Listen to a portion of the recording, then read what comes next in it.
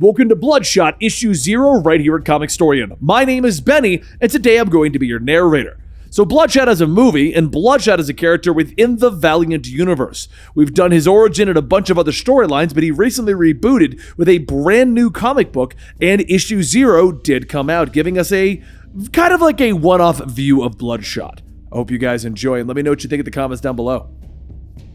Bloodshot has been known by many names. Ray Garrison, Angelo Immortale, the White Ghost, but right now he is Ray Janus, and he's been staying in northwestern Siberia to keep a low profile. Things have been quiet for Bloodshot, but a few weeks ago a sinkhole opened up. The hole brought on the attention of curious scientists the world over, because maybe they'll find something down there. As Bloodshot reads, he groans, and Khan, the bartender, laughs, telling him that it sounds like their patron here can't handle Siberian vodka. Khan's adoptive daughter, Noliako, says that she'll get him some water. Khan swats Noliako away, telling her no. The customers don't want her ugly face around them. How about she does something productive and cleans the honey buckets instead? Noliako leaves, and Khan asks Ray if he'd like another. But Bloodshot tells her no. That's enough for the evening. So he gets up thinking to himself that it doesn't matter even if he did drink. The nanites in his bloodstream regulate how numb he could get anyway. His body doesn't like to let him forget pain. Any pain. Forgetting the things that make him hurt makes him complacent. Too vulnerable. As Bloodshot leaves, another man at the bar follows suit, and as Bloodshot gets outside, a group of Russian workers call out, stating that they don't take kindly to foreigners taking their jobs. Bloodshot tells them that he isn't looking for a fight, just needed to get away for a while. One of the other men says that he should just shut up. The pipeline is for Russia, and it should be built by Russian hands. The men gang up, taking turns punching Bloodshot, and as he falls to the ground, the nanites get to work.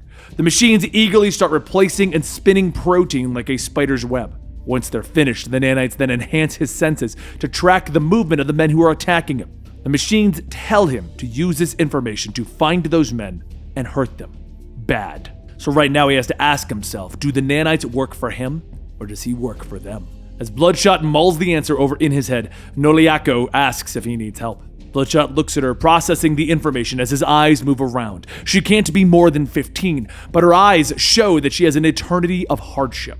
And at first, Bloodshot tells her no, but then allows her to help him home. Once there, Bloodshot says his goodbyes and he shuts the door. He sits down, letting the disguise fade, and he reveals his pale, white skin. He takes a moment, and then the nanites hear something. A sharp intake of breath from the shadows. Before the intruder could even release that air, Bloodshot already has his hand around the intruder's neck and a gun pointed at his face. Bloodshot tells the man that he was at the bar and he followed him. Why? The man says that he knows all about him. He works for Gate. He was there when all of his friends were killed. Bloodshot releases his grip, thinking back to the incident. Gate. Global Agency for Threat Excision. A department that handles anything from alien invasions to superhuman rampages.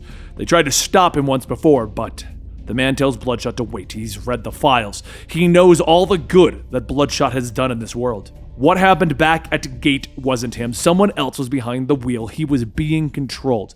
So Bloodshot asks, what do you want? And the man explains that his name is Peter Volkas. He was sent to investigate the sinkholes, but that isn't why he's here. People have been disappearing. Locals, natives, women. There isn't a police force in this town, and no one seems to care. He just wants to find out what happened to them before he is pulled back to Central Command, if they could.